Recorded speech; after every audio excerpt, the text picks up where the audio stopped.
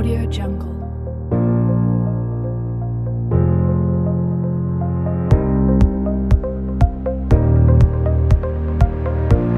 Audio Jungle.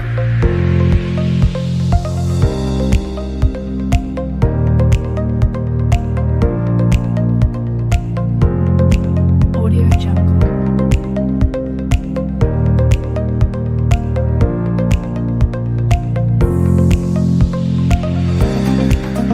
Audio Jungle.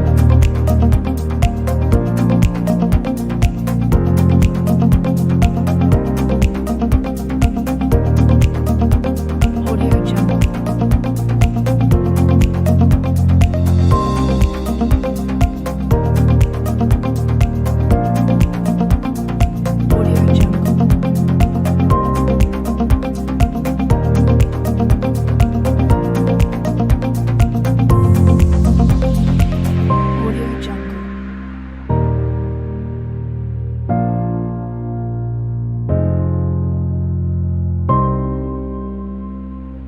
Audio Jungle. Audio Jungle. Audio Jungle.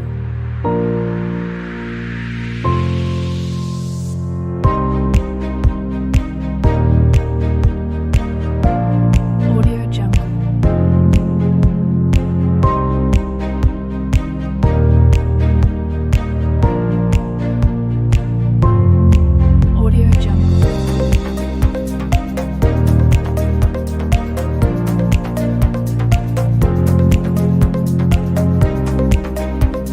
Jungle.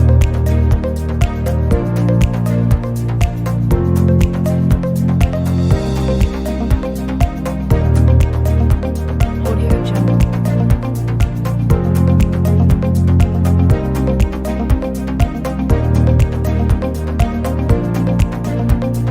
Audio Jungle. Audio Jungle.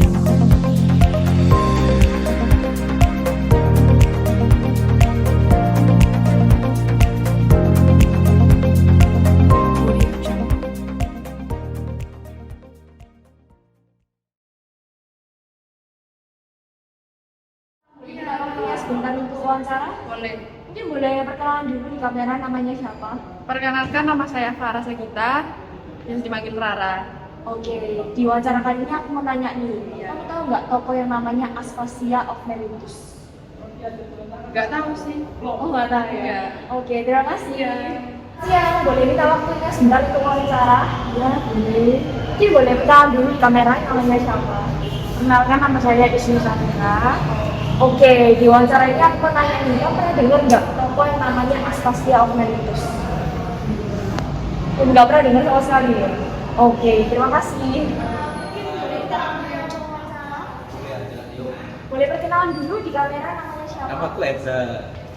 Aku mau nanya nih, kamu kenal nggak sama toko yang namanya Aspiasia of Miletus? Aspiasia of Miletus. Pernah dengar sih? Baca-baca. Kamu dari mana tuh?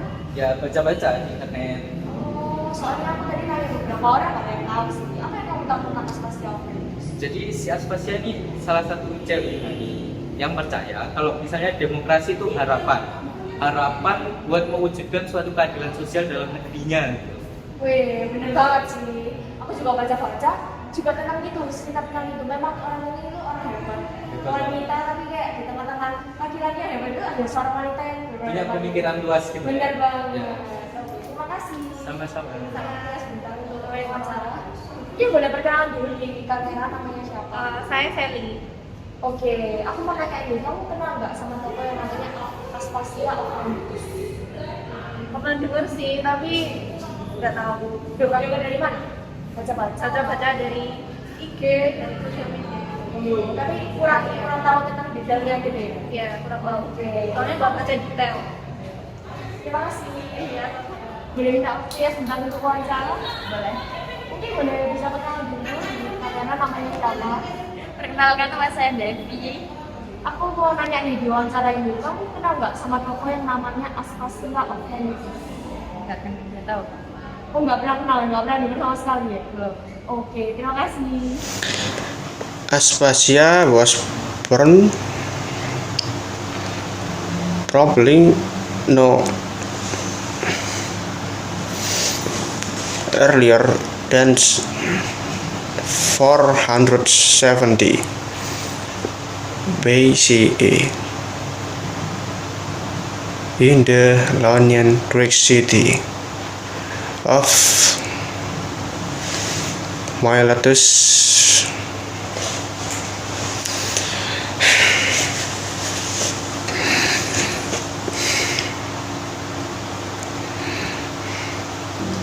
In modern Aydin province, Turkey. The doctor of a man called Axios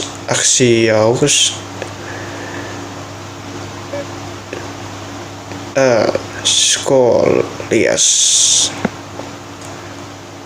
on Aelius Aristides wrongly claims that Aspiasia was a Carian prisoner of war and a slave.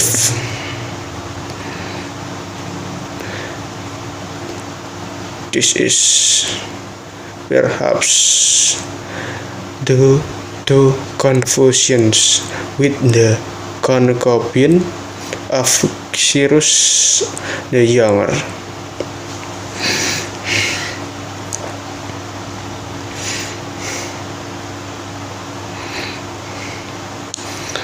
Also called Aspiasia, the circumstance surrounding Aspiasia's move the Athens are unknown.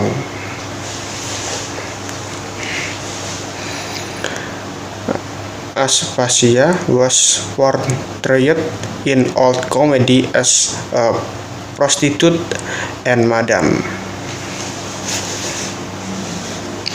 Old comedy as a prostitute and madams and ancient philosophy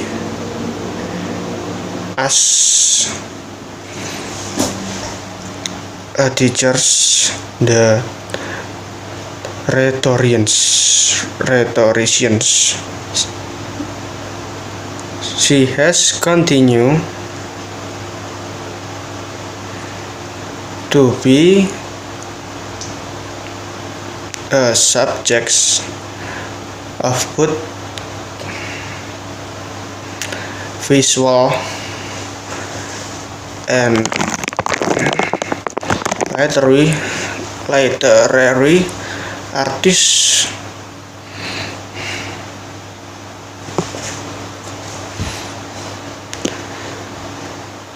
She has continued to be a subject of both visual and literary artists until the present. From the 20th century, she has been portrayed as both sexualized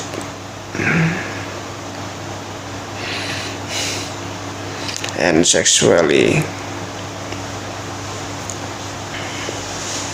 liberate woman and as a feminine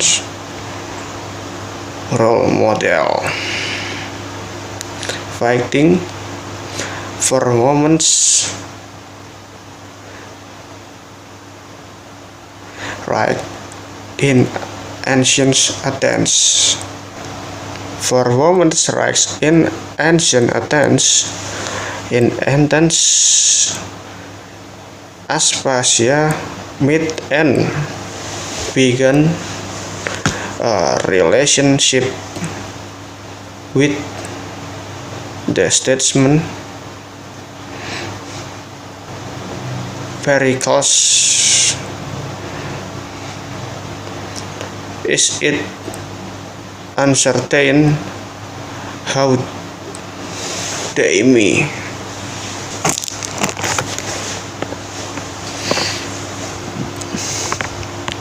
Aspiasia met and began a relationship with the statement Pericles. It is uncertain how Demi, Aspiasia, and Pericles had a son. Pericles the Younger.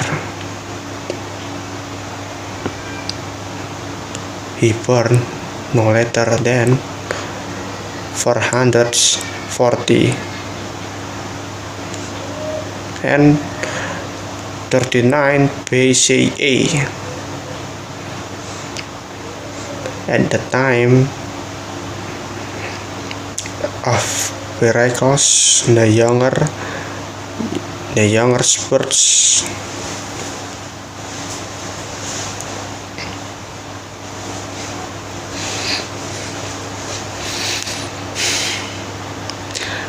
Pericles had two legitimate sons, Perillus and Xanthipus. In 429,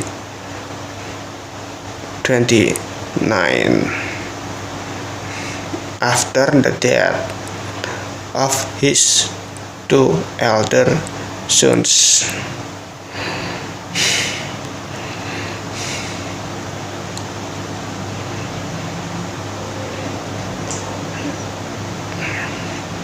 born no later than 440 and 39 BCE. At the time of Pericles the Younger's birth, Pericles had two legitimate sons, Perillus and Xanthipus. In 430 or 29, after the death of his two elder sons,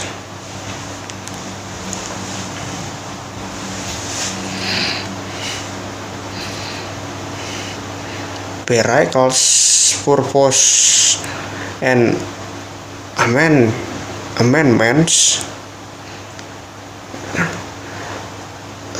to his citizenship law of 451 or 0,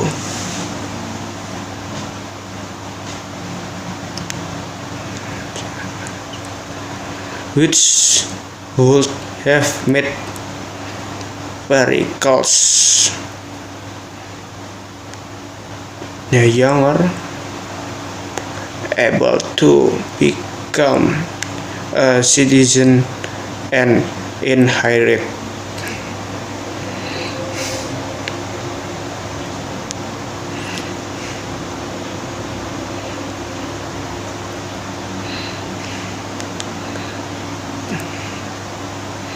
through many scholars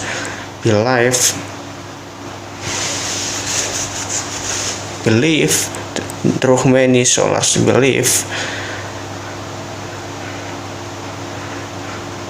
it is uncertain how Demi, Aspiasia, and Pericles had a son.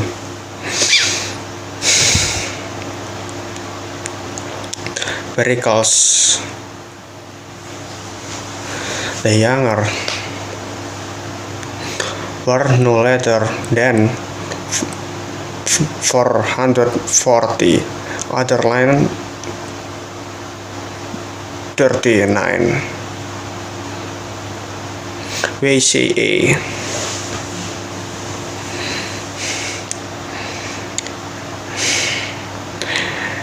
At the time of Pericles the Younger birth, Pericles had two legitimate sons, Perillus and Xanthipus.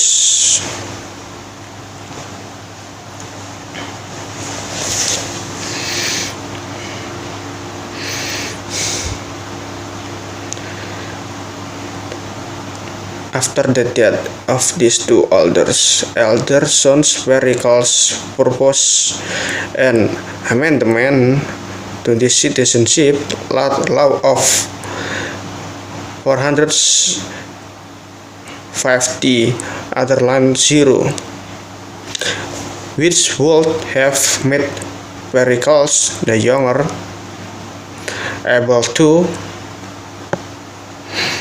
become a citizen and hire.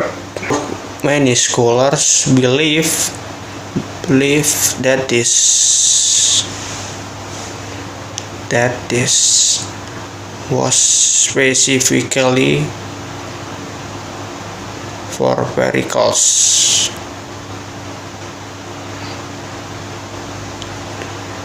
Some have suggested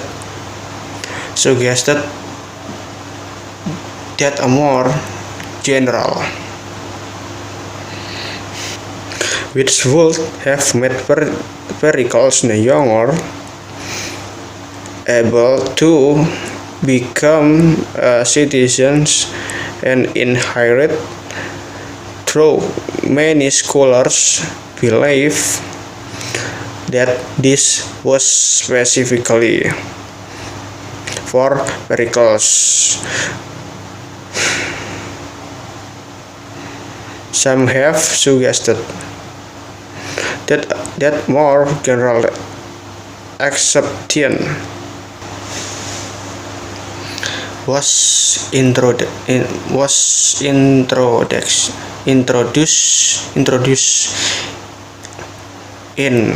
response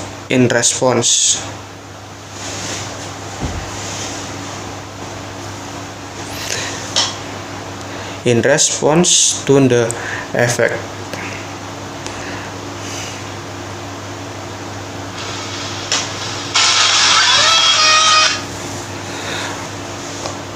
of the plagues of Athens and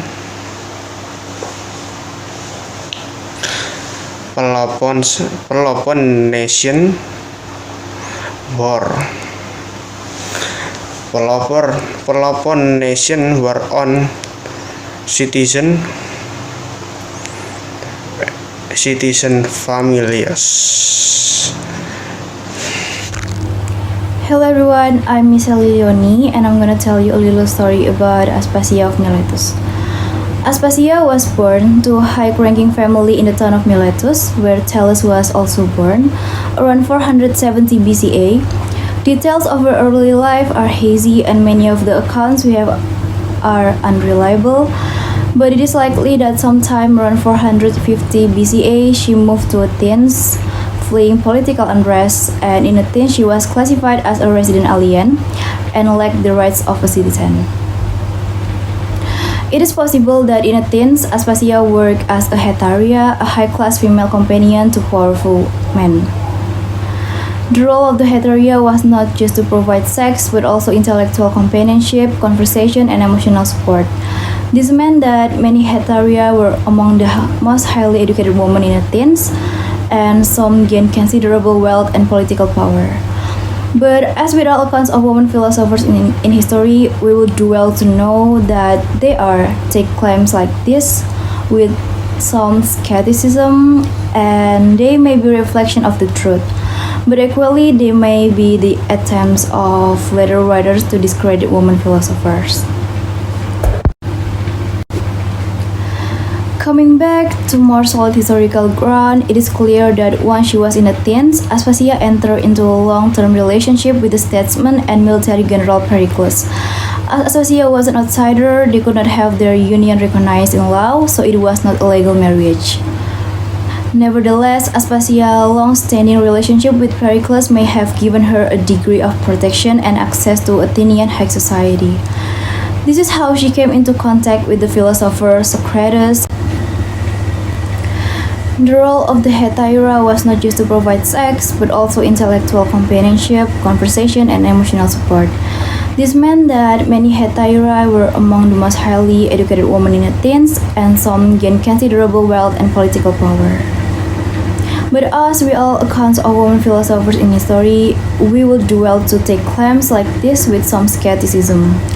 They may be a reflection of the truth, but equally they may be the attempts of later writers to discredit women philosophers. Coming back to more solid historical ground, it is clear that once she was in her teens, Aspasia entered into a long-term relationship with the statesman and military general Pericles. As Aspasia was an outsider, they could not have their union recognized in law, so it was not a legal marriage. Nevertheless, Aspasia's long-standing relationship with Pericles may have given her a degree of protection and access to Athenian high society.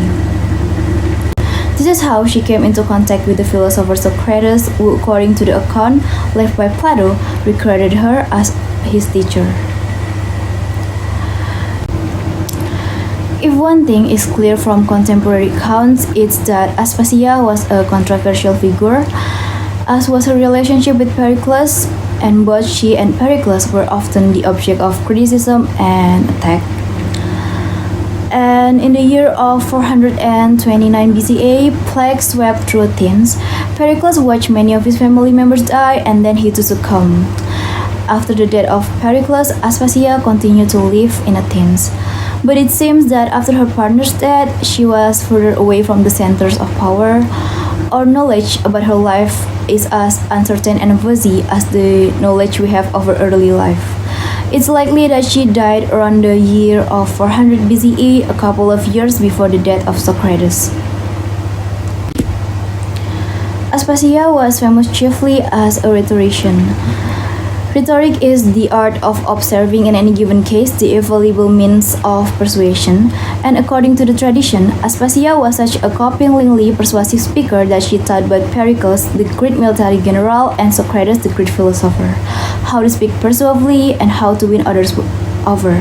In Plato's dialogue called the Manic Zenus, Socrates says, "I happen to have no mean teacher of oratory," and that teacher was Aspasia. In ancient Greek, the idea of rhetoric was always under suspicion, and a female rhetorician was perhaps doubly suspect. The argument against rhetoric was that if we are skilled enough, we can persuade people of anything, whether it's true or not, and so rhetoric is at best an ambivalent tool, and at worst a genuine threat to reason debate. But the counter-argument, one that is made by Aristotle as well, is that rhetoric is an important skill, one that supplements our search for truth. If you know something to be true but are incapable of persuading others, then it's hard for this knowledge to be put to use. In the second view, rhetoric is essential to public reason and debate. Truth is useless if we cannot persuade anybody of the truth. Ancient writers from Aristophanes to Plato to Plutarch reverenced her eloquence and power in controlling men, and this established her reputation as none of her own works, if she actually wrote any, have survived. In the 19th and 20th centuries, mainly owing the literary works of Walter Savage Landor, Aspasia came to be viewed as a romantic heroine of the golden age of Athens, and she and Pericles as exemplifying the romantic couple. She is recognized as an important figure today as she defied the restrictive policies of Athenian society regarding women, who were seen as second-class citizens. To live her life according to her own vision in the modern life, she is understood as an intellectual and teacher of enormous ability whose influence on famous male writers and thinkers of her day was significant. Whoever Aspasia was, it seems clear that she was a woman of impressive accomplishment, even if it remains unclear precisely what those accomplishments were. Also, Asian writers allude to her influence over others. Few details are given as the what aspect of others' work should be credited to her. The claims that she wrote Pericles' famous funeral oration cannot be substantiated, and in fact, she originally made a slur. She vanished from the history of rhetoric for this very reason, the inability of later scholars to identify her any given extant work. In the present day, Aspasia's reputation continues to be regarded highly and has undergone a dramatic and initially romantic renaissance from the earlier criticism and then near total obscurity.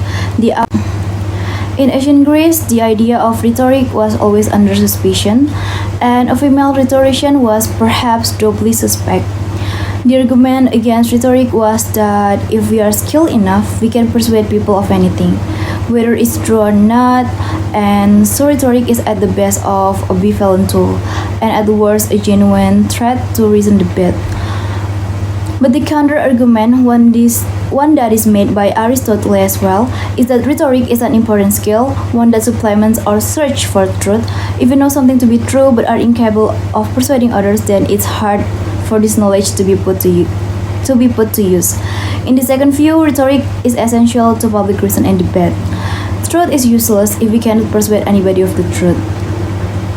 And if Aspasia was indeed the Socrates teacher in rhetoric, it's clear that she was successful. Plato's dialogue provide ample evidence of Socrates' enormously persuasive style of debate and argumentation. Hidden histories of Aspasia was remind us of the often hidden role played by women in the philosophical tradition of the world. The sheer difficulty we have when it comes to getting her story straight, in contrast, we know a whole lot about Pericles, is a consequence of the way that women's voices have often been distorted and exploited from the tradition.